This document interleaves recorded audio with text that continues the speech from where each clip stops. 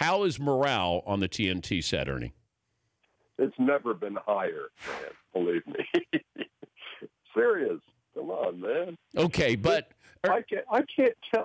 I'm so amused at the response to that thing on social media, because I'm traveling yesterday and I'm looking at Twitter and I'm seeing people responding to this thing, and I'm like, have you not been watching the show? I mean, I've heard that exact same exchange 50 times this year.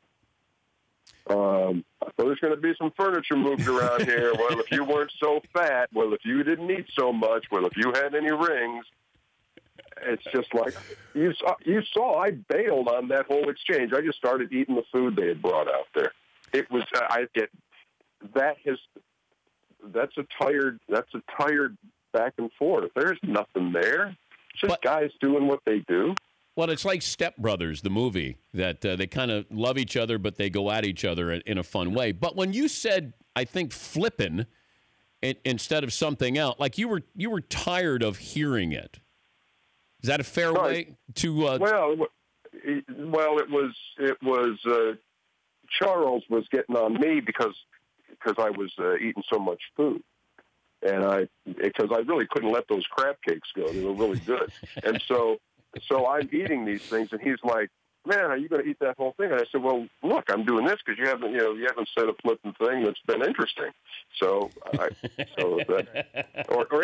haven't said anything worth a flip, is what I said. Yes. Because if I had said flipping, it would have sounded like Napoleon Dynamite. It's flipping business, Dan. Gosh. Do whatever I feel like. I'm lucky. Your mother took a spill in the sand. Your grandmother took a spill in the sand dunes and broke her coccyx. Remember that? Do whatever I feel like. God. Now you're getting into the whole vibe that we have on our show in commercial breaks when the production truck and I go back and forth with not only Napoleon Dynamite but with Nacho Libre. It feels like it's not hour to hour, but it's night by night that we assess LeBron's legacy. And now do you put an asterisk by this? And he's no Jordan because Jordan would never have a game like we saw in Game 3. It's pretty amazing, though, that social media and how we dissect now. We went from Kyrie Irving to, oh, yeah, he's a really nice player, to, is he the best wingman ever? And I went, wait, that's after one game. Now LeBron can't be as good as Jordan because of Game 3. It's wearying, Dan. It really is. I think we're always in such a hurry to make everything an absolute. Come on, let guys play out their careers. Do we always have to put somebody at this rung of the ladder after every game? Okay, now this guy's the best. He is the fifth best in postseason history. Now, let it play out. Let's see exactly how it all plays out. That does get wearying for me, where it's like, oh, now where does he rank? Well, after Game 3, he was my fourth best player of all time. But now, after he scored 21 in the third quarter, he must be this. Just let him play. Enjoy the games. And let's see if we do get the finals that everybody wants. And I think we will. And I don't know if that's going to happen tonight or if it's going to happen after Game 6. But, there's so much hand-wringing, and oh, my goodness, after every game of the playoffs, I think ultimately when you look back on 2017, Dan, and I think, I've heard a lot of folks say, man, these playoffs, look at all the blowouts, 44 games out of 73 and all this.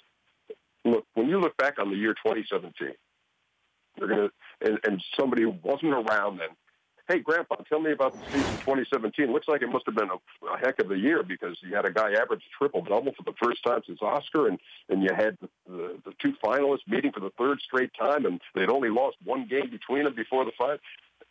Yeah, that's how the season will be remembered. It won't be remembered because, boy, can you believe that, it took San Antonio 6 games to beat Memphis. Come on. Tyronn Lue had some comments about Boston is tougher to defend than the Golden State Warriors. Yeah. Is this a topic tonight with the boys?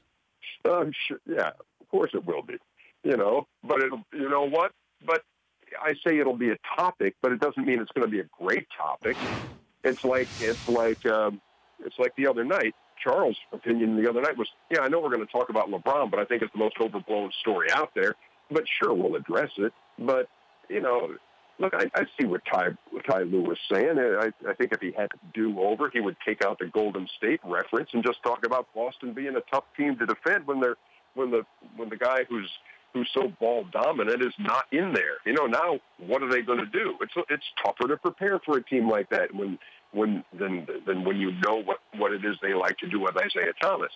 But so I think his mistake is in invoking the name of the Golden State Warriors and saying the Celtics are tougher to defend, and that's going to go up on the bulletin board and all this stuff. So we'll talk about it, but I don't think the reaction will be like, now there's no way Cleveland will ever beat Golden State because Ty Lue ticked them off.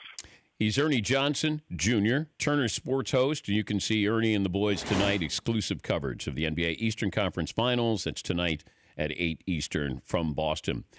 I have a real... At least I hope so, because Shaq and Charles aren't speaking. I'm just kidding. If they had a fist fight, Ernie, who do you have your money on? Oh, jeez. Well, if that punch had connected by Shaq back when they were playing, remember, we've shown that footage forever, then this show would have never happened. We never would have, Charles would have been, that would have been a decimating event in his life. That punch. So I saw Shaq the other day pick Charles up after the show when we were walking out.